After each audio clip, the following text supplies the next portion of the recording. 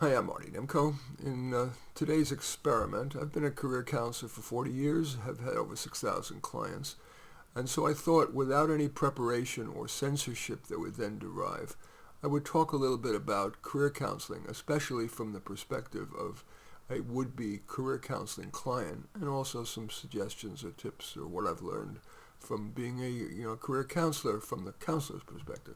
Anyway, first thing I would suggest for the would-be user of career counseling is don't surrender your power too quickly.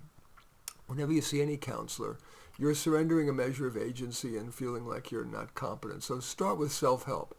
Go to career, if you're trying to figure out what the hell you want to be when you grow up, even if you've already grown up, go to careerexplorer.com. It's got a very good career test, if you will. No magic answers, but it should give you some choices that will, narrow down to some things you might want to consider. And then simply, once it comes up with something, Google the term, say, geologist and the word career, and you'll find day in the life videos and whatever. And it's a great, much better way to learn about a career than an informational interview. Informational interviews with people are hard to get, and then you're only getting a sample of one person who may love their career, hate their career, have some anomaly. So that's if you're, and that's the most common reason that people see career counselors. They're trying to figure out what the hell to do when they grow up. But there's also other reasons. If you're unhappy in the job. Let's talk about the second. The second most likely reason people go to see career counselors is with the specifics of landing a job. The best answer I can give is one size doesn't fit all. The standard advice is network, but some people are shitty networkers. If your track record has been bad, don't network more. Rely on either writing very carefully selected, answering selected ads that are well matched to you and writing a thoughtful, individualized letter. But of course, those are long shots, I understand. Or even if you're not a good networker, if you've got 2 or 3 people, friends, family, professors, whatever, who like you, query them. Tell them that the kind of thing you're looking for. You don't have to be super specific, but be as specific as you can reasonably be. And ask if they know somebody you should talk with. And if they say no, ask, would you mind if I'm still looking, and I check back with you in a month. So a lot of people do well at professional conferences or meetings. If you chat with people, if you can muster the courage to do it, and not have a 30-second pitch, but a 10-second description of what you're looking for, that can help get the job.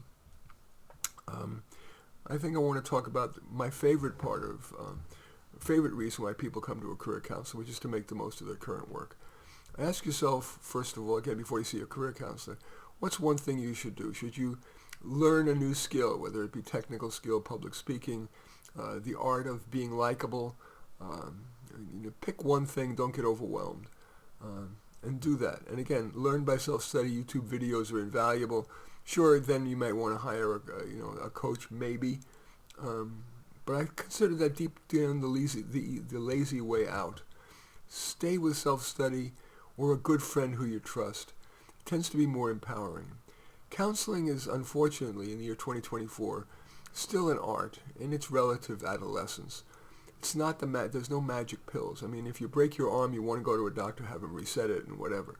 Or her reset it, of course. But, counseling of any sort is iffy. Yes, there may be benefit, but there's the cost, there's the time, there's the disempowerment of surrendering your agency. And very often, despite counselors' best abilities, they can't help but infuse some of their values. Not necessarily the best. I think, what else? I think I do want to keep this brief, so now I'm just going to give a few tips for counselors. Please don't offer packages. One size does not fit all. I know you think you're going to make more money with it, but it's dishonest. As Richard Nelson Bowles, the author of What Colors You Parachute, said, charge only by the hour. That way, as the Liberty Mutual commercial says, you only pay for what you need. That's the ethical and right way to do it, and your clients will trust you. Also, don't charge at the top of the market.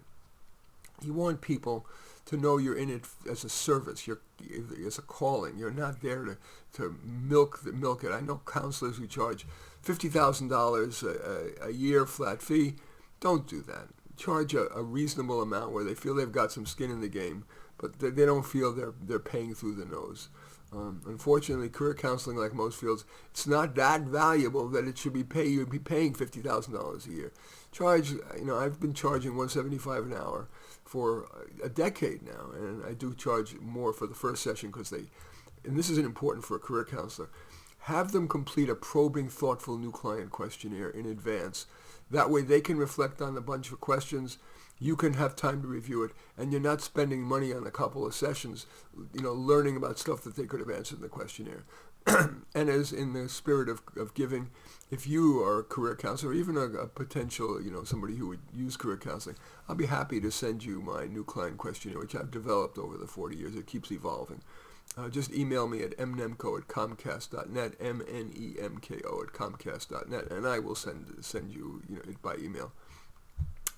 The other thing about career counseling is, again, one size does not fit all.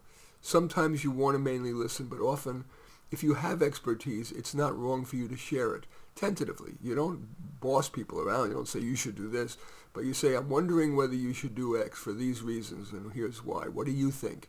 Those words, what do you think, are very potent. I always give homework. Homework is very important. People learn more between the sessions than during, but the homework should be developed collaboratively so that it's something that they're eager to do. You don't want them to cancel the appointment because I didn't do my homework. Make it collaborative, something that both you and the client think are worthwhile. I'm going to stop there. Anyway, that's a world's shortest or very short course in career counseling from the perspective of clients as well as counselors. As usual, I thank you for watching. I welcome your thumbs up. I accept your thumbs down. I always look forward to your comments, and especially like it if you hit the share button below. Share on your social media so that my efforts can have broader impact. And I am flattered if you choose to subscribe to my channel, and certainly would welcome you looking at any of my 34 books. Probably the one most relevant to this would either be Careers for Dummies, those yellow and black dummies books, or more recent, How to Do Life, which I am particularly proud of for some reason. In any event, all 34 are on Amazon. Just go there, search on my name, Marty Nemko, Nemko, and you will find more than you can stomach. In any event, I do thank you for watching. I am Marty Nemko.